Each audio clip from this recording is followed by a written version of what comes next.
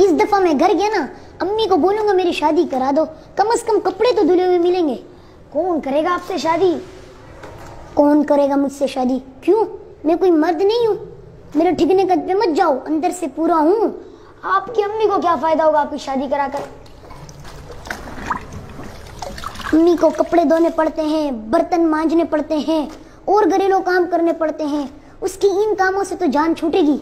बोलना यार अम्मी मान जाएगी। मुझे क्या पता मानेगी नहीं मानेगी।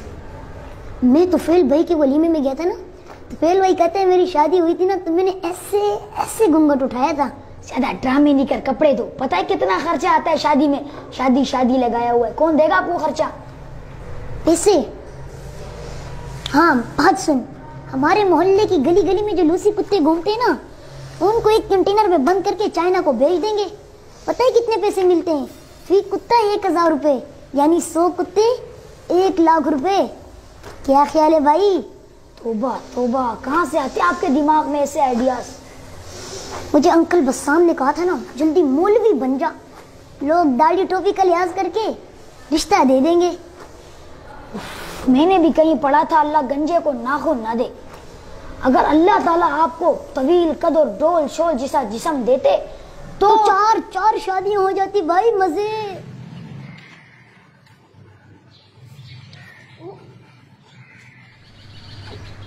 अबे यार आप यहाँ बैठे हो?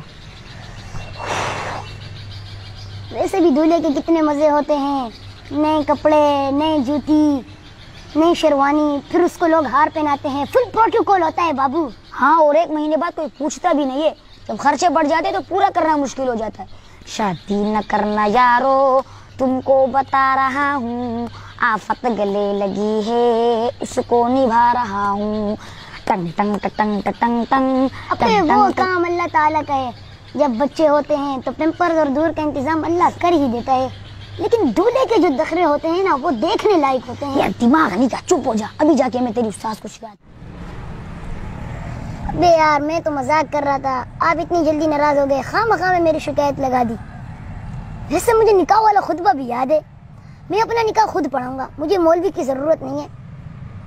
लेकिन अपना निकाह खुद कबूल कैसे करवाऊंगा? बताऊं कैसे कबूल होता है? अगर मेरे को यहाँ पे कोई लाठी मिल जाए ना तो आपके सर में मार के शादी का खन्नास निकाल दूं। तभी तो कहते हैं बच्चों को शादी पर ही लेकर जाना चाहिए। इधर आ, मैं बच्चा नहीं हूँ, सब समझता हूँ। मेरी शादी में लड्डू के डब्बे, छुआरे, जलेबियाँ, कमाल है यार। ऐसा लगता है एक ही दिन में इज्जत, दौलत, शोहरत और जन्नत वाले मजे मिल जाते हैं भाई।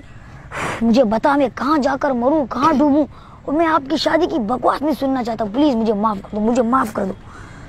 अबे यार मैं तो मजाक कर रहा था, ये भाई तो सच में गुस्सा होके चले गए।